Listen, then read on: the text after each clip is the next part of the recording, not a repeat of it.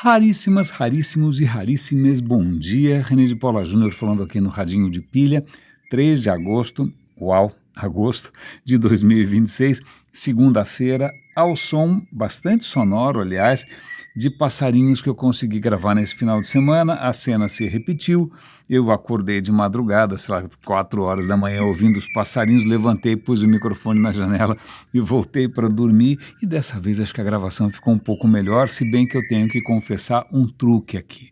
Ela é uma gravação real, não é AI, não é nada coisa, mas também ela é um pouco fake, porque eu dediquei bastante empenho, bastante carinho para tentar eliminar os ruídos que essa cidade inevitavelmente produz, né? Então eles estão artificialmente destacados, artificialmente concentrados, porque tinha períodos ali de silêncio e tal, mas eu acho que vale a pena, pelo menos para a gente lembrar que eles estão aí, eles persistem. O dia de hoje começou com algo que eu estava adiando faz tempo. Faz tempo já, eu já comentei isso com vocês em inúmeras ocasiões, que a BBC tem uma iniciativa que se chama Over to You, em que eles passam a palavra aos ouvintes. Eu ouço muito a BBC, consumo muitos podcasts e conteúdos e vídeos da BBC, vários dos divulgadores de ciência que a BBC já empregou, para mim são ícones, a Mary Beard falando de história, a Hannah Fry falando de matemática e de ciência, o Brian Cox falando também de ciência, são pessoas incríveis. Não é? E nessa iniciativa eles passam a palavra, eles passam o microfone para os ouvintes. E como é que eu descobri isso? Eu já contei, mas eu conto rapidamente. Há alguns anos, acho que foi antes mesmo da pandemia, eu tinha visto uma reportagem da BBC que eu achei interessante no Twitter. Eu repostei com comentários e o pessoal do programa entrou em contato comigo. Por que você retweetou? Que você gostaria de comentar? E eu falei,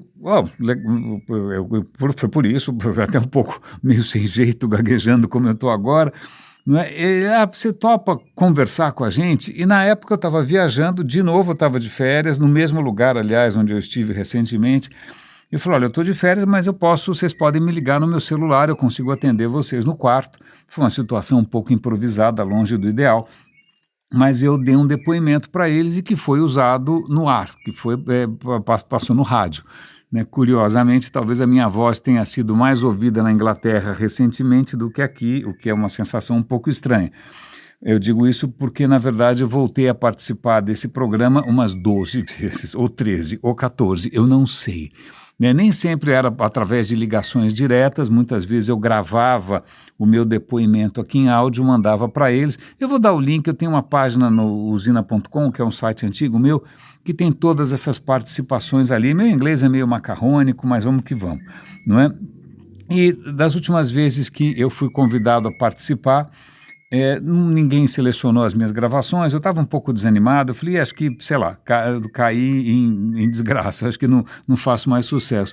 Mas dessa vez eles mandaram um e-mail reforçando um pedido sobre um tema que é muito, para mim, relevante, é muito atual, mas que eu realmente não sabia muito o que falar, que era sobre experts, como que deveriam ser o que é um bom expert, né? Como é que você seleciona alguém para falar a respeito de alguma coisa. Eu tinha inicialmente declinado, não tinha respondido, e porque eu também não sabia muito bem o que pensar, não é? Mas hoje, depois de uma série de pequenas coisas que eu vou comentar com vocês aqui, eu resolvi escrever um longo e-mail. Dessa vez não foi áudio, foi e-mail. Não sei se isso vai, em algum momento, se traduzir numa oportunidade de gravação, não sei. Não é? Mas eu vou compartilhar com vocês algumas coisas, porque, veja, isso eu coloquei, deixei bastante claro no e-mail, estamos em tempos diferentes. Praticamente caiu um meteoro, lembra que o meteoro há 66 milhões de anos mudou completamente as regras do jogo, os dinossauros se extinguiram, só sobraram aqueles que foram virar galinha, os passarinhos aqui são descendentes dos dinossauros que sobraram, acredite se quiser, mas é verdade. Mas, e também abriu espaço para oportunistas, que eram os mamíferos, eram espécies um pouco mais oportunistas e sobreviveram.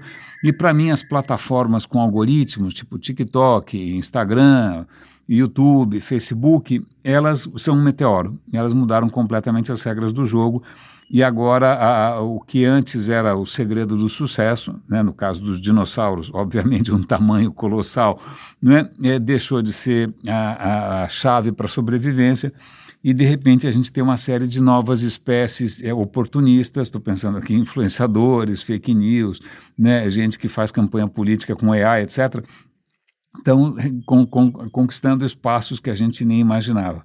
Mas a questão volta, o que torna, nesses tempos de hoje, um expert, um bom expert?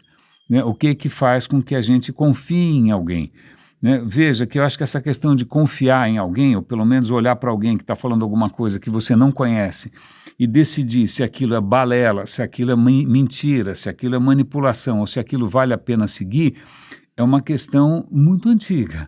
É uma questão, inclusive, que precede a nossa própria humanidade.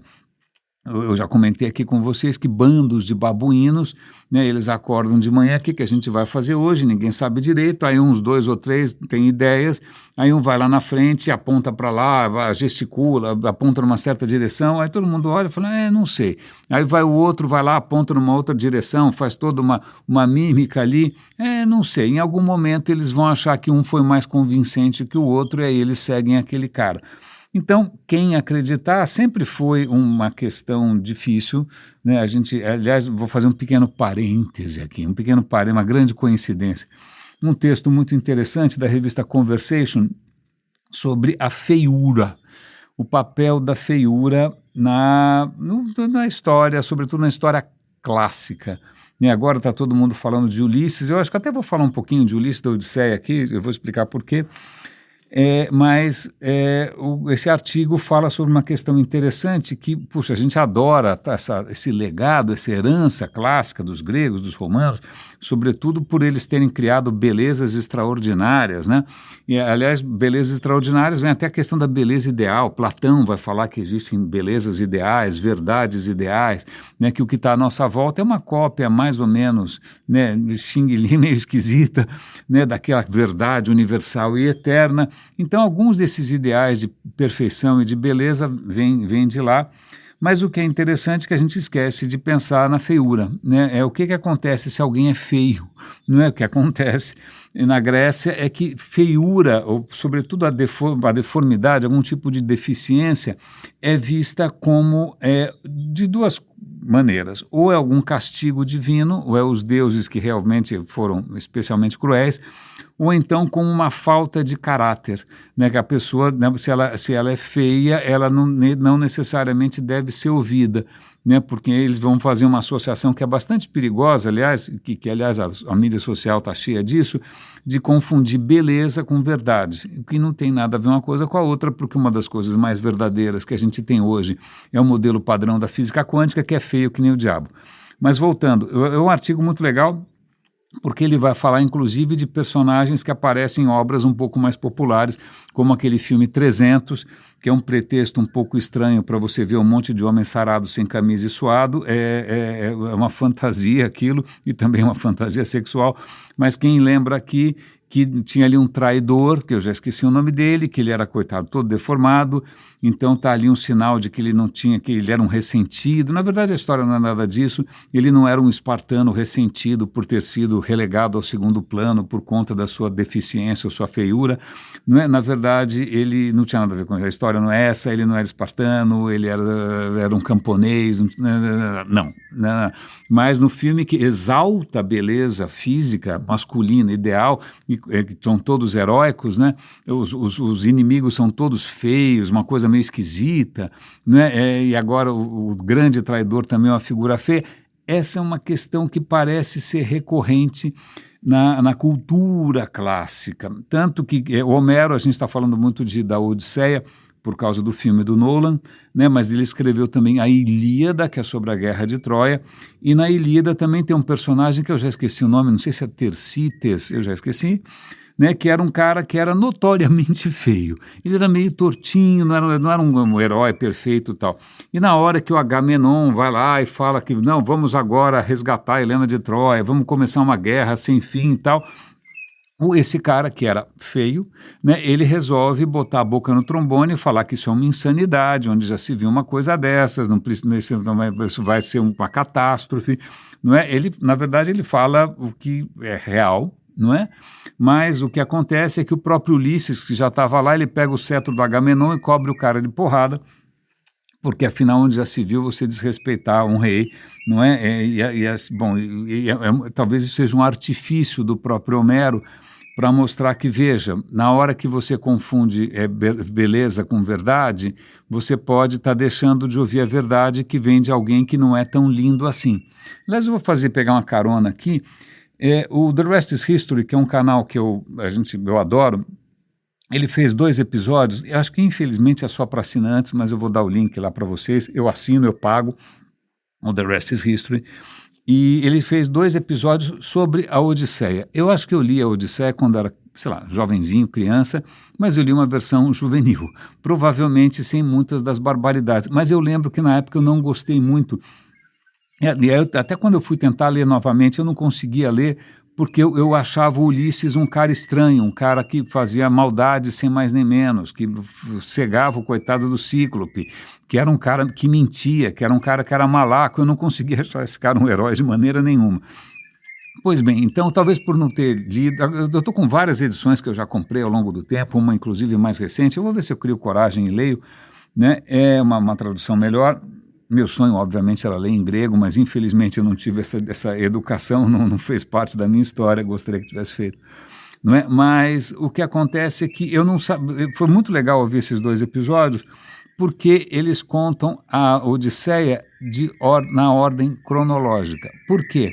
Porque a obra que chegou até nós, de Homero, se é que Homero efetivamente existiu, ela é toda fora de ordem, ela começa com o fim, volta para o começo, vai para o meio e só no final você ouve a história toda de ponta a ponta.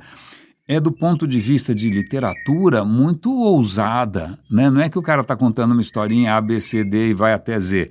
Não, a coisa vai e volta, tem flashbacks, tem fast forward, é bastante novo, bem pós-moderno, né, se a gente quiser chamar assim. E aí eles contaram na sequência toda, foi bom até para eu, sei lá, ter uma visão um pouco melhor, mas 2 coisas aparecem ali que são interessantes. Em primeiro lugar, o que é um herói? Né? Porque você já tem vários heróis, Aquiles era um herói grego, né? Mas quando você vê Ilíada, você percebe que o Aquiles não era um cara 100% sensato, ele enlouqueceu de fúria, ele cometeu coisas horríveis, né? Então, o que é exatamente um herói? Né? E na Odisseia, eu não lembrava dessa história, mas Ulisses uma hora vai falar com os mortos. Vou resumir um pouco a história aqui. Ele vai falar com os mortos, ele acaba falando com o espírito da mãe, a questão do além na mentalidade grega não era bem resolvida, as pessoas morriam e elas iam para um lugar lá e ficavam lá que não estava acontecendo nada, elas viravam espectros, era um reino de sombras, não tinha paraíso, não tinha inferno, você simplesmente virava alguma coisa, sei lá, acumulada ali num depósito. Né? Mas ele consegue ressuscitar não, ou dar forças para a própria mãe, ele acaba conversando com a própria mãe, ele acaba conversando com Aquiles, que é um super-herói, certo? E o que o Aquiles, um herói, imagina, imortalizado, né, pela sua coragem, pelas suas proezas físicas, o que ele fala para Ulisses? Ele fala, Ulisses, esse negócio de estar morto é uma porcaria. Eu sou um herói, né, eternizado pela poesia, pela literatura, mas, cara, eu preferia ser um cidadão comum, vivendo uma vida completamente medíocre por muito tempo, do que ser um herói e depois passar o resto da eternidade morto. E o que é uma coisa um pouco estranha. O próprio Ulisses está colocando em xeque aqui, o que eu acho que é muito interessante, a noção esse culto ao herói, essa questão de que não, a sua fama vai ser imortal. E imagina, do maior herói possível e imaginável, Aquiles, o cara chega e fala, olha, cara, eu juro, eu trocaria tudo, agora que eu sei o que é não viver, eu preferia levar a minha vidinha tranquilinha, sem nenhum tipo de batalha, glória, nem nada disso. Veja, são coisas nas entrelinhas da Odisseia. E também até o próprio fato de que tudo que acontece de errado na Odisseia é porque o Ulisses é um imbecil. Além dele ser, tudo bem, ele é esperto, né, vamos dizer assim, ele é malaco, ele é malandro, ele se vira, mas todas as burradas que acontecem é porque logo no começo ele resolve, depois de fazer uma coisa inominável com o Ciclope, não precisava ter feito nada daquilo, o Ciclope estava feliz e contente, né? Aí ele invade a ilha do cara, cego ou infeliz e tal, ele pega e, na hora que ele está indo embora, ele fala, meu nome é fulano de tal, eu sou o grande, pronto, daí para frente os deuses, o Poseidon, que é o deus dos mares, fica transtornado, e daí para frente é só desgraça. Ou seja, a Odisseia está demonstrando imperfeições, falhas de caráter, está demonstrando, tudo bem que no final ele mata todo mundo e em princípio volta para a mulher, não é? Depois de aprontar que nem um louco durante 20 anos. Mas veja, é uma chamada da nossa atenção para os riscos justamente dessa embriaguez com si mesmo, que em grego é uma palavra muito útil, que chama híbris. Híbris é quando você fica embriagado com a sua própria certeza, mais ou menos como o top voices no LinkedIn, CEOs de startups e tal, e aí você acha que você só porque você conseguiu fazer alguma coisa direito, seja lá o que for, você está autorizado a falar e fazer tudo o que você bem entender, porque é como se você tivesse uma aura de invencibilidade destinada à glória. Mas, ok, essa foi uma imensa digressão, tá? Então, estou voltando aqui para a questão do feio, do grego, mas também eu mencionei aqui o The Rest is History, e vamos voltar para a história da BBC que eu estava falando para vocês. Veja, até algum tempo atrás, né, para ser de repente um expert que está falando e as pessoas estão dando ouvidos, tem várias coisas aí. Primeiro, se eu pegar algumas figuras que eu admiro até hoje, são figuras que sabem o que estão falando, né, que têm um comprometimento histórico com aquilo que eles estão falando, são pesquisadores, cientistas, né, trabalharam, né, eles têm carisma, né, o que não necessariamente quer dizer beleza, porque a Mary Beard não é necessariamente bonita sob nenhum padrão conhecido, né, mas eles têm algum tipo de carisma, eles costumam transmitir ou inspirar uma paixão, inspirar uma alegria, não é, porque eles têm esse talento de comunicar de uma maneira que não é exatamente a maneira exata que um engenheiro faria, ou a maneira exata que um professor faria, mas da maneira que você entende e você se envolve. Isso é um talento muito raro. Eu acho que uma parte desse talento acho que favoreceu minha carreira durante muito tempo, né, é o que eu estou tentando exercitar até hoje, né, mas aí, pensando em mim e pensando nesses grandes ídolos, a minha pergunta é, isso ainda funciona? Eu acho que não. E foi isso que eu falei para a BBC. Eu falei, olha, aquilo que funcionava lá atrás, pessoas que conseguem inspirar, pessoas que têm conhecimento de causa, pessoas que de repente a gente confia e se deixa levar afetivamente pela paixão que elas têm, eu acho que isso mudou, né? Na verdade, o que a gente tem hoje é uma guerra aberta e declarada contra qualquer tipo de expert, contra qualquer tipo de educação, contra a ciência, contra figuras de que têm algum tipo de conhecimento. É como se fosse um culto da mediocridade. Olha, eu vou votar no fulano porque ele fala as coisas como são, ele fala de um jeito que eu entendo, né? Ele é tão ignorante quanto eu sou, ou mais, não é?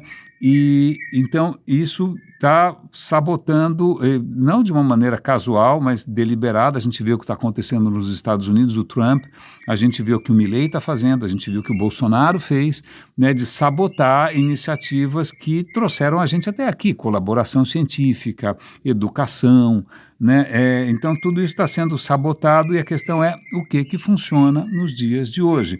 E aí, o que eu coloquei ali, eu vou compartilhar com vocês, porque é realmente aquilo que eu sinto, é que muitos das figuras que eu admiro hoje, que eu sigo, elas são praticamente inexplicáveis. Por que o The Rest is History virou o podcast mais premiado do ano passado? Né? Por que eles são um sucesso? Eles são lindos? Não. Eles são mais ou menos inteligentes do que os outros? Também não. O que será que é o formato? Por que de repente uma figura como o Veritasium, aquele rapaz do Veritasium, que é um canal australiano, ele fala de ciência, por que ele dá mais certo que os outros? Por que de repente... Mil perdões, tive que fazer aqui um pequeno corte enquanto eu limpava minha garganta, estava empolgadíssimo, né? Mas por que alguns canais dão muito mais certo que outros? Eu estou pensando aqui no cenário brasileiro, Por que o Leandro Carnal virou o Leandro Carnal?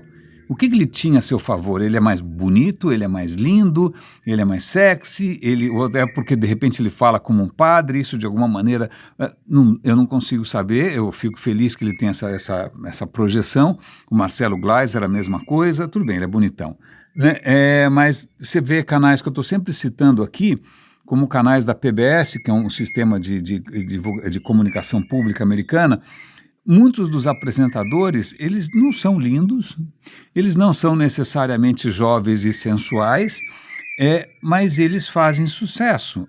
Qual que é a fórmula? Será que eu teria escolhido aquele cara? Né? Será que eu teria sido capaz de selecionar aquela figura ali? Não é? Com base naquilo que eu acho que eu aprendi? Talvez não. Né? O Hank Green é outro Hank Green, eu vou comentar dele daqui a pouquinho também. É uma figura que, sobre vários pontos de vista, sobre qualquer perspectiva, bate bastante fora do bumbo, né? Ele é muito intenso, ele é muito sincero, ele é muito, muito, muito emotivo, mas está indo bem. E ele não é necessariamente também um cara bonito, sexy e espalhando certezas ou profecias, também não. E assim vai, né? E aí o que eu acho que eu consigo pensar é o seguinte: a gente tem que ter, eu penso isso, não sei se a BBC vai gostar da ideia, de que as certezas que a gente tinha, qualquer receita de bolo, você tem que ticar essas e essas caixinhas aqui, elas acho que estão em xeque, porque na verdade acho que o que está acontecendo é que uma experimentação gigante, né? Tem muitos experimentos, muita gente experimentando formatos e pessoas se expondo, não é? E alguns experimentos dão certo, e a gente tem que tentar entender por quê. Né? Não dá para saber a priori, e a questão é replicar, é copiar, não sei, talvez sim, talvez não, mas acho que tem essa questão da humildade, que é uma humildade característica da ciência, não achar que de repente toda a sua erudição, sua bagagem, sua educação, elas vão funcionar no dia seguinte. De repente não, caiu um meteoro e a gente não percebeu, né? Então de repente as regras são um pouco outras, e a questão o que vai dar certo. Acho que é uma questão de como a natureza chegou até aqui, né? Como a vida chegou até aqui. Variação, experimentação, de repente tentar identificar aquilo que por alguma razão qualquer está funcionando. Como é que você cuida dessa plantinha? Como é que você ajuda essa plantinha a florescer? Né? Então, é só isso. Eu só estou compartilhando com vocês porque é uma coisa bastante presente. E eu vou dar fazer dois. Eu vou deixar isso para o final, na verdade. Eu vou fazer uma breve pausa, não temporal, mas uma pausa de tema, para falar sobre outra coisa que me deixou bastante intrigado, porque de uns tempos para cá, eu confesso que, vocês devem ter notado isso, eu ando relativamente desesperado, profundamente angustiado, com o fato de que a gente está retrocedendo para formas de pensamento e para formas de vida e para formas de crença que a gente deveria ter superado de uma maneira ou de outra, não é? E uma das coisas que mais me surpreendeu nesse final de semana foi descobrir que na Rússia, a Rússia, ela resolveu agora acreditar numa questão completamente delirante, não é? Na verdade, o Putin, eu não sabia, o Putin tem alguma formação acadêmica em economia, eu não sabia, não é? E o mentor dele, que era um outro erudito, algum outro grande acadêmico e tal, esse cara tem uma teoria que agora está ficando quase que o discurso oficial na Rússia, que é uma doutrina de que o petróleo é infinito. Enquanto os passarinhos cantam ao fundo. Como assim o petróleo é infinito? Porque, segundo essa corrente de pensamento, não é, o petróleo não vem de fósseis. Não, o petróleo não vem de plantas lá atrás, do carbonífero. Não. Não vem de coisas que foram sepultadas e que depois, com o tempo, com o calor, com a temperatura e com a pressão. Não. Isso é mentira, isso é uma falácia, isso não foi isso que aconteceu. Né, porque, na verdade, o planeta gera petróleo sozinho, o tempo todo. É uma teoria que, mais ou menos, que a gente pode resumir como uma origem abiológica ou abiótica do petróleo. Então, o petróleo, né, o óleo que sai da terra, ele não é o que aconteceu com um monte de criaturas que morreram, mas é simplesmente como se a terra estivesse transpirando, produzindo aquilo sem parar, a partir de elementos muito simples, elementos que estão no subsolo, né, por uma série de condições que eu não sei quais são, miraculosas, alienígenas, não sei, elas viram espontaneamente petróleo. Então, todo esse discurso que o petróleo vai acabar de crise, imagina, isso é uma falácia, porque o petróleo é infinito, você só tem que cavar mais fundo. Então, eles vão fazer um poço de 8 quilômetros de profundidade, não é para tentar provar que o petróleo realmente é alguma coisa que o planeta produz sem parar. É lógico que isso, né, tem tudo a ver com a pretensão da Rússia de continuar sendo uma potência, né, e de continuar explorando essa sua riqueza infinitamente, etc, etc, etc. Mas isso é um delírio. Eu não sei como é que isso passa no teste do riso, né? Quantas evidências a gente tem, analisa ali química, bota no microscópio para você ver, está na cara, aquilo vem de criaturas, não tem o que fazer, né? Não é o planeta que está suando óleo, isso não faz, mas acontece que dentro de uma atmosfera, como uma atmosfera mental, eu digo, russa, onde você tem censura, onde você tem ideologia, onde você tem uma internet que é fechada, não é? Então, essas coisas, como interessam ao Estado, elas conseguem prosperar. E a gente já comentou aqui no Radinho, não custa relembrar, que isso já aconteceu uma vez ali, não era a Rússia, né, era a União Soviética, na época da Guerra Fria, comunismo, etc. e tal, né, marxismo, leninismo. Aliás, eu recomendo para vocês uma série muito bacana que está na Amazon Prime, acho que na Apple TV, se eu não me engano, que chama Cidade das Estrelas. É um exercício de como teria sido o mundo se os soviéticos tivessem chegado na Lua antes dos americanos. Muito interessante, bastante bom. Mas a gente pode falar mais disso amanhã. Mas volta, na União Soviética, num certo momento, o que acontece é que, por uma questão ideológica, a União Soviética não queria acreditar em evolução, porque eles achavam que evolução era baseada em competição não pode ser, porque o futuro é o comunismo não tem competição, então não tem. E também hereditariedade. Onde já se viu hereditariedade, não existe hereditariedade, todo mundo nasce em branco, então esquece Darwin. Não é? Então esquece a ciência da genética, isso foi proibido, tabu, não pode. Não é? E aí surge um cientista completamente abilolado, né, e com o kit certo. Na verdade, ele não era um cara formado em grande, ele não era um cara elitista, não era um cara de elite, ele era um cara do povo, ele vinha de uma origem simples, mais ou menos como Stalin também tinha origem simples, né, mas ele dizia que, olha, o Darwin está errado, está tudo errado, e na verdade a gente consegue resolver a questão alimentar, a questão agrícola da União Soviética, usando a minha teoria. Ele tinha uma teoria completamente destrambelhada, que, na verdade, você podia pegar uma planta e doutrinar a planta. Doutrinar, eu quero dizer, você podia condicionar a planta a viver de outra maneira, a prosperar, ou a vicejar, ou a florescer, ou a brotar em condições que não são as condições originais. Você pode convencer. Mais ou menos essa é a história. Então, vamos fazer o seguinte, você pega que batata, que só cresce nessas condições, não, vamos fazer o seguinte, devagarinho a gente vai insistindo para crescer numa condição completamente adversa, negativa, e ela vai aprender e ela vai se transformar numa nova batata. O que era claramente uma ideia parecida com a ideia que eles tinham do comunismo.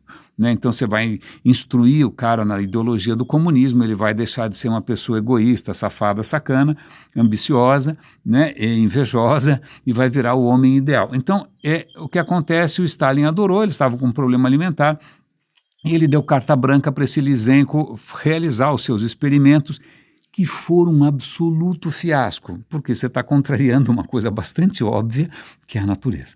Não é assim que a natureza funciona. Pois bem, mas a ideologia preponderou e morreu gente pra caramba de fome. E o que acontece na China, o Mao Tse-tung, que também tinha uma versão muito peculiar de comunismo, ele também não gostava da ciência ocidental e ele resolveu adotar essa coisa do Lysenko, porque a produtividade agrícola da China era um desastre, e aí ele resolveu implementar, né, de verdade toda essa teoria e prática do Lysenko, e morreram dezenas de milhões de pessoas de fome. Simples assim.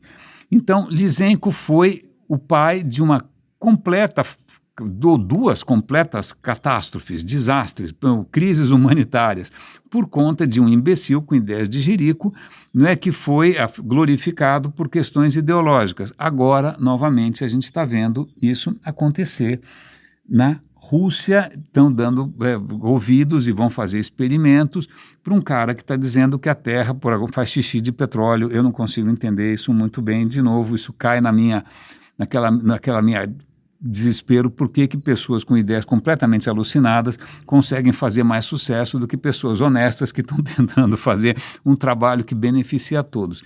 Eu não sei muito bem. E aí a gente volta para uma história que é muito bacana e que também eu ainda estou processando. Eu mencionei em todos esses experts, né, que me inspiram e que fazem sucesso. Um deles é o Hank Green, eu estou sempre falando dele aqui. Ele lançou ontem um vídeo muito bem feito, muito emocionante, muito tocante, que se chama Esse Planeta Está Aprontando Alguma, né? Em inglês é The Planet is Up to Something. O planeta está aprontando alguma coisa. Em que ele tenta mostrar, na verdade ele ficou muito impactado com uma imagem que foi feita recentemente, nessa última missão ali que a gente foi em torno da Lua, né? Os caras tiraram uma foto do lado escuro do planeta. O planeta estava sendo, na verdade, iluminado pela Lua, né, lua cheia e tal, então o planeta estava com uma luz muito tênue, mas dava para ver, inclusive, como era de noite, as luzes das cidades ali na Austrália, na Ásia e tal, dava para ver satélites em volta, né, uma foto muito bacana, dava para ver a aurora boreal, etc. e tal, vários raios, tempestades, a foto é muito bonita, né, e ele ficou muito emocionado com essa foto. Mas aí ele ficou mais emocionado ainda quando alguém pegou o material que a NASA disponibilizou. NASA é a NASA. Aliás, vou fazer um pequeno parêntese aqui. O programa espacial soviético, até hoje, ele é meio misterioso porque a Rússia nunca divulga nada. Ou quando ela divulga, a União Soviética, ela divulgava mentiras. A historinha da cachorrinha, etc. e tal. Coitada da Laika, aquela cachorrinha, ela não ficou um tempão no espaço feliz e contente e depois teve filhotinhos quando voltou. Ela esturricou. Algumas horas depois de subir, ela morreu, né? Então, muitas das histórias são meio fantasiosas e muitas estão ocultas. Tem até um artigo que eu vou compartilhar com vocês de uma sonda, um robô, uma sonda que a União Soviética mandou para a Lua. Ele parou de funcionar, ficou perdido, acharam agora de novo, ele está ajudando a pesquisa científica, mesmo estando completamente desativado, ele serve como referência. Mas, de novo, mostra que a Rússia, a União Soviética, assim como a Rússia hoje, não dá um valor muito alto para a questão da colaboração, da verdade, da transparência. Não, é tudo ideologia até hoje, mesmo tendo mudado o regime. Certo? Certo. Mas voltando aqui para o vídeo do Hank Green, a NASA disponibilizou 12 mil fotografias que os astronautas tiraram. E essa foto da Terra, né, vista de trás, basicamente, né, na verdade não foi uma foto só, foram dezenas de fotos. Então alguém, um cidadão, né, como eu ou você, resolveu pegar todas essas fotos e animar, junta, como se fosse um GIF animado, vai junto uma depois da outra, dá uma alinhadinha ali para compensar e fica um vídeo curtinho. Que graça isso tem? Na verdade, assim, o Hank Green, ele pirou porque falou, olha, o que esse vídeo mostra, olha, as luzinhas estão piscando, os satélites estão girando. Então, isso está demonstrando, se essa foto fosse feita há 200 anos, ia ser só um planeta. Mas agora a gente percebe que esse é um planeta que está fazendo coisas incríveis, está lançando foguetes, está botando coisas em órbita, que tem geração de energia numa escala capaz de iluminar cidades, que você vê do espaço. Mesmo que seja um vídeo curtinho, você vê que tem alguma coisa fervilhando ali, que a humanidade está fazendo coisas legais, admiráveis, inspiradoras, mas também coisas estúpidas. Mas ele falou, olha, isso é... Aí ele pirou com essa história, né? E aí o vídeo é muito bonito, mas eu terminei o vídeo e compartilhei com várias pessoas, estou compartilhando com vocês também, mas a questão é, será que ele é capaz de, esse vídeo ou esse trabalho, né? Essa coisa que um cidadão comum fez, com imagens que estão publicamente disponíveis, porque ciência é feita assim, certo? Com transparência. Será que isso é capaz, será que ele está pregando para os convertidos? Será que isso só emociona quem já está disposto a se emocionar? Será que isso tem algum poder de conversão dos infiéis? Não sei. Mas aí, só para encerrar, Então, essa questão fica em aberto. Mas eu ouvi uma entrevista da BBC com um personagem que eu já tinha ouvido falar e que é uma história que eu conhecia superficialmente. Então, vamos fazer primeiro aqui, volta um pouco no tempo. O cara está vivo ainda, mas agora ele não está funcionando muito bem, ele já está muito adoentado, que é o Noam Chomsky, que é um intelectual super respeitado, super influente, quase um deus vivo, né, sobretudo para a esquerda, né, e o Noam Chomsky é um linguista e ele diz que, olha, a única maneira de explicar a linguagem humana, sobretudo a facilidade com que crianças aprendem a falar tão rápido, né, é que você nasce com algum tipo de uma gramática universal na sua cabeça. É uma questão inata, você já nasce com alguma coisa pronta, né? E a linguagem também, provavelmente, essa capacidade para a linguagem deve ter surgido de uma vez só, talvez tenha sido um gene milagroso, né? Alguma mutação. É engraçado, porque o cara de esquerda acreditando em hereditariedade, acreditando praticamente numa intervenção divina, mas deixa para lá, em milagres. E ele tinha essa ideia de que as línguas todas, elas compartilham uma característica, que é a questão recursiva. Eu não vou entrar aqui no mérito do que é essa questão, mas é a ideia de você conseguir colocar uma frase dentro da outra, dentro da outra, dentro da outra, dentro da outra, e você pode falar 2 horas que nem eu falo aqui, porque você vai fazendo coisas recursivas. Então, isso seria uma característica humana e a gente já nasce preparado para isso, então isso seria uma coisa universal. A questão é que, num certo momento, e vale a pena ouvir a história do cara, se você puder pesquisar, vou dar o link aqui, um cara que era o Dan Everett, que ele não teve uma vida magnífica, né? É uma vida complicada, a mãe morre muito cedo, é criado pelos avós, ele fica meio rebelde, se envolve com música, com drogas e acha que vai ser um músico. Aí ele conhece uma moça que é de uma família de missionários, que é uma coisa que me dá um pouco de calafrio.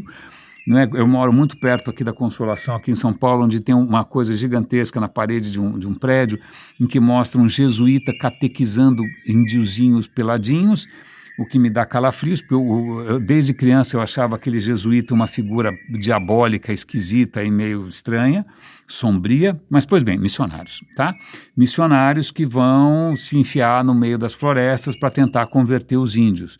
Né? Então, os indígenas, aí ele se envolve com essa moça, na verdade, ele se converte, ele não era um cara que acreditava em nada, ele vira um cristão, né? E ele tinha uma facilidade incrível para línguas, incrível, ele tinha ouvido puro, ele conseguia falar sem sotaque qualquer coisa e tal, e eles falaram, olha, meu caro, você tem esse dom, vamos chamar de dom, né, das línguas, então a gente vai mandar você para uma tribo brasileira, uma tribo amazônica, melhor dizendo, que ninguém entende o que os caras falam. Então vai lá você e tal. E aí começa a história do Dan Everett com os pirahás que ficam no meio da Amazônia. Não sei detalhes, tá bom?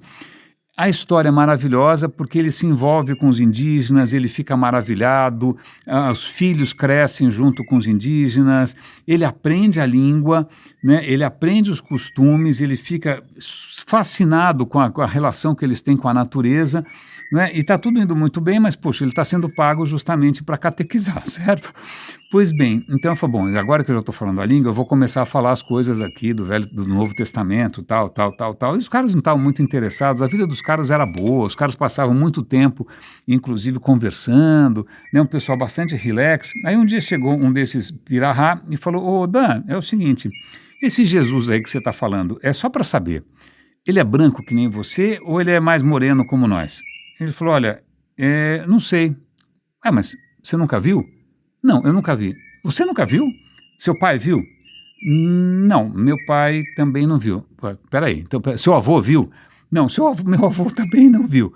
Quem viu? Aí ele falou, olha, na verdade, ninguém viu. E aí, na cabeça dos pirahás, como é que você pode contar alguma história que não tenha nenhuma maneira de você confiar, não tem nenhuma evidência, não tem nenhum tipo de... Não é que você conhece alguém que conhecia. Não, você não conhece ninguém que conheceu. Não é? Aí os caras falam, desculpa, cara, ninguém conheceu esse cara, você nem sabe se o cara é preto, branco, azul, amarelo, não está escrito em lugar nenhum. Desculpa, cara, não deixa, fica você com esse cara, a gente está bem assim, eu não estou entendendo. Mas espera, vocês não querem saber quem criou o mundo? Eu falei assim, como assim quem criou o mundo? O mundo, alguém criou. Eu falei, não, desculpa, você lembra de algum momento em que não havia mundo? A gente só lembra do mundo, então não é uma questão para nós. Então as grandes dúvidas da eternidade, da alma, para os caras passavam batido, né? E o que é muito interessante é que o Dan Everett perdeu a fé. Perdeu a fé na religião cristã, e isso provocou uma crise familiar, ele acabou se separando da mulher. Felizmente, ele perdeu o emprego, claro, mas felizmente ele acabou sendo muito respeitado como acadêmico, até o ponto em que ele resolveu publicar um livro questionando a divindade suprema do Noam Chomsky, e falou, olha, eu descobri uma língua que não segue o princípio do Noam Chomsky, eles não têm recursão. Pronto, o cara foi praticamente execrado, queimado em praça pública, o Chomsky chamou o cara de charlatão. Você vê que em ciências humanas nem sempre o pensamento científico vence, não é? Bom, em suma, resumo da ópera, ele foi completamente ostracizado, deixado de lado. Depois de décadas, agora ele está sendo ouvido de novo. Por quê? Com o tempo, o próprio Chomsky percebeu que não havia nenhuma evidência do que ele tinha falado, ele resolveu adotar uma certeza um pouquinho mais modesta. Não, acho que a gente nasce com uma coisa muito simplesinha, tal, não é uma gramática universal. As evidências começam a mostrar que a questão de cultura e de natureza e de modo de vida, tudo isso está ligado à questão da linguagem, outras disciplinas começaram a se misturar, e felizmente o Dan Everett está tendo aí um ressurgimento, ele está vivendo para ver, né, essa história ser ouvida, pelo menos. Mas eu gostei imensamente dessa história. Eu gostei, está aí uma história que me empolgou, está aí uma história, não só porque eventualmente o cara perdeu a fé ou não, mas de repente o cara se deparar com uma cultura que está indo bastante bem, obrigado, né, que tem uma relação com a natureza que a gente esqueceu, né, que tem uma relação de convívio, de confiança que a gente também perdeu, né? Então, que bom que pelo menos depois de muito tempo ele está sendo, sei lá, reabilitado. É uma história legal, mas, em suma, eu sei que esse foi um episódio longo, eu sei que eu estou divagando aqui, eu sei que eu estou abrindo meu coração, é porque eu também estou tentando entender, depois que o meteoro do Facebook, do Mark Zuckerberg caiu, não é? Como é que a gente consegue sobreviver e levar adiante o que eu acho que é uma luzinha delicada, frágil, né? Inclusive muito... frágil é a palavra certa, né? Que é justamente aquilo que conseguiu prover um pouco de dignidade, um pouco de condição humana, um pouco mais de liberdade, e conseguiu tirar a gente desse mundo onde que, se de repente você não é necessariamente bonito, você então tem alguma coisa errada com você. Raríssimas, raríssimos e raríssimos, cuidem-se, por favor. Um grande abraço e até amanhã.